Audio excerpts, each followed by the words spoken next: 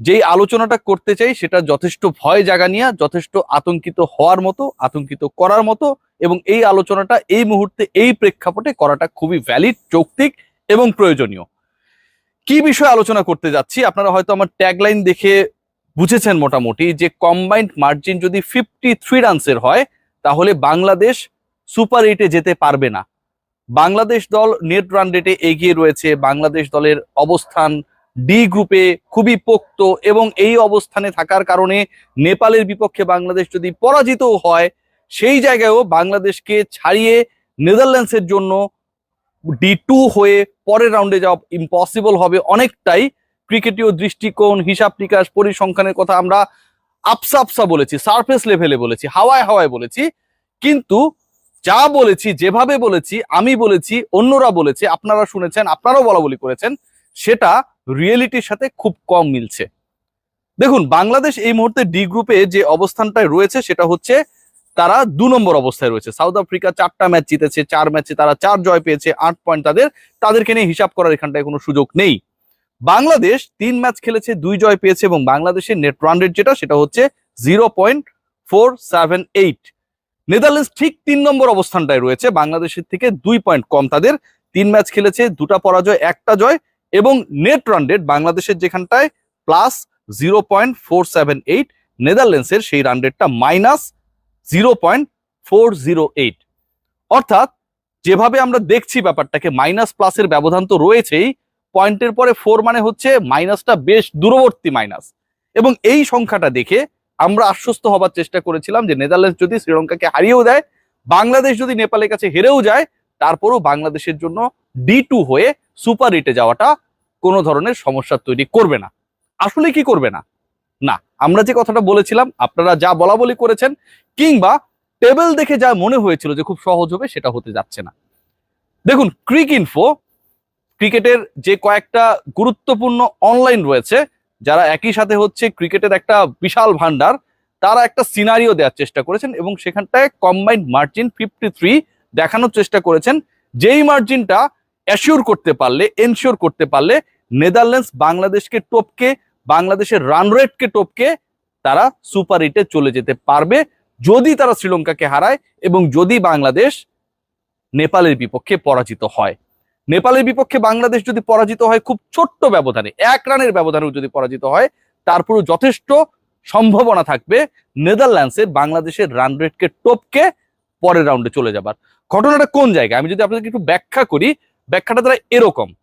Cricinfo যে সিনারিওটা দেওয়ার চেষ্টা করেছে, তারা 140 রানকে ধ্রুবক ধরেছে, 140 রানস এটা হচ্ছে ধ্রুবক।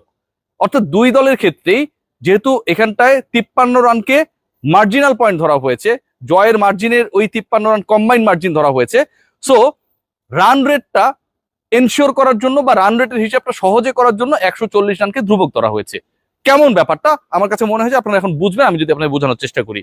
ধরুন, বাংলাদেশের বিপক্ষে শুরুতে ব্যাট করেছে নেপাল, তারা 140 রানস করেছে, বাংলাদেশ পরে ব্যাট করেছে, এবং পরে ব্যাট করে বাংলাদেশ সেই 140 রান অ্যাচিভ করতে পারে নাই, বাংলাদেশ 120 রানে থেমে গেছে।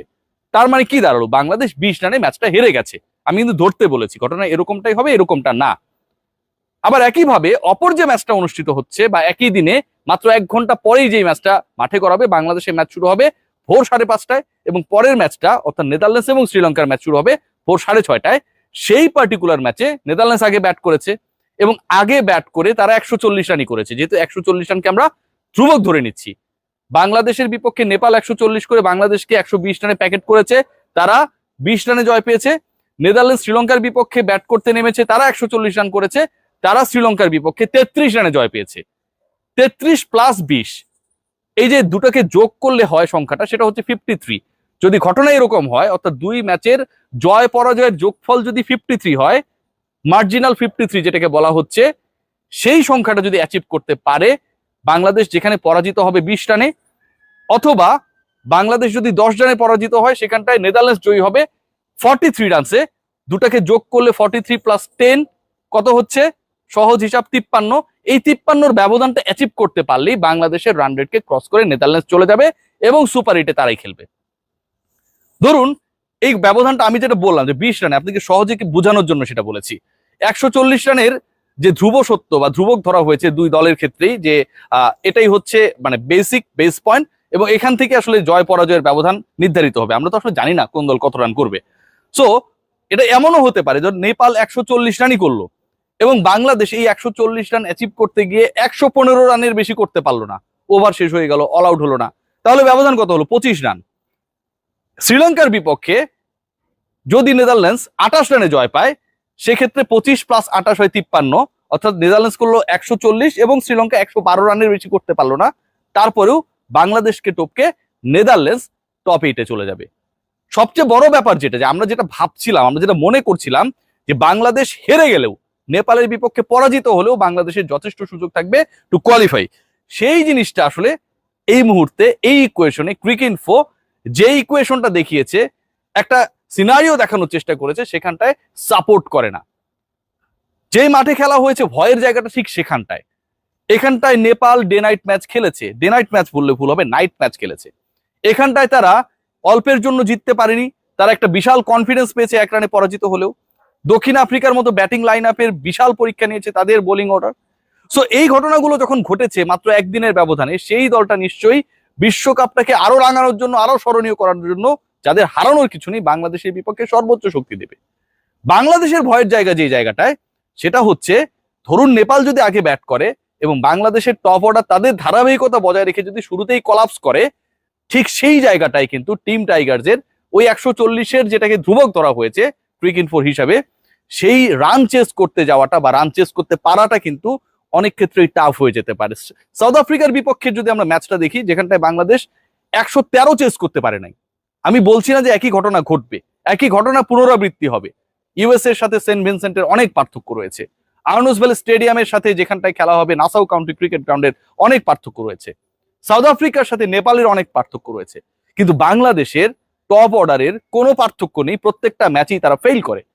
সো আগে যদি বাংলাদেশ নেপালের ব্যাটিং এর এগেনস্টে ব্যাট মানে বল করে, কিংবা হচ্ছে আগে যদি নেপাল ব্যাট করে এবং বাংলাদেশকে সেই রান চেস করতে গিয়ে কোনো কারণে বাংলাদেশ ডিফিটেড হয়, এবং একই সিনারিওতে নেদারল্যান্ডস আগে ব্যাট করে যদি শ্রীলঙ্কাকে মোটামুটি একটা রানে 20, 22, 30 রানে হারিয়ে দেয়, এবং কম্বাইন্ড যোগফল বাংলাদেশের পরাজয়ের যে হিসাবটা, পরাজয় যেই রানে হবে এবং নেদারল্যান্ডস জিতবে যেই রানে, এই দুটো যোগ করে যদি কম্বাইন্ড ইকুয়েশনটা দাঁড়ায় 53, বাংলাদেশ যদি কোনো কারণে 30 রানে পরাজিত হয়, সেই জায়গায় যদি নেদারল্যান্ডস শ্রীলঙ্কার বিপক্ষে 23 রানে জিতে 53 হয়ে যায়, বাংলাদেশ যদি 10 রানে পরাজিত হয়, 140 চেস করতে গিয়ে 130 করে, সেই জায়গায় নেদারল্যান্ডস যদি 43 রানসে, অর্থাৎ তারা 140 করে 97 রানে শ্রীলঙ্কাকে অল আউট করে দেয়, যোগফল করলে 10 আর 43 53 হয়, বাংলাদেশের জন্য সুপার 8-এ যাবার কোনো ধরনের রাস্তা থাকবে না। তবে একটা জায়গায় আমরা কনফিডেন্ট হতে পারি, সেটা হচ্ছে বাংলাদেশকে এই ম্যাচে মাঠে নামার আগে সব দিক থেকে আমার কাছে মনে হয় ইকুয়েশন একটা খুব সুবিধাজনক অবস্থায় রেখেছে।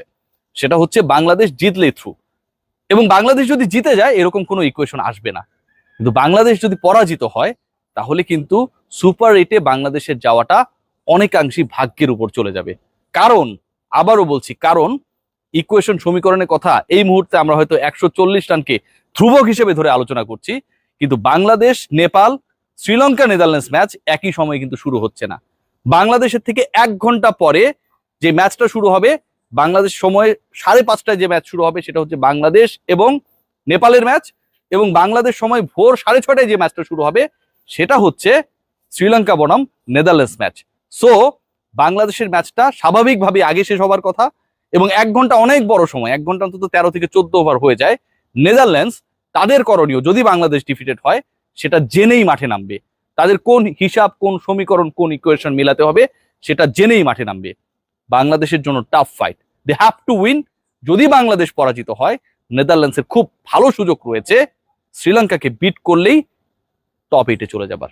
সবাই ভালো থাকবেন, টেক গ্রেট।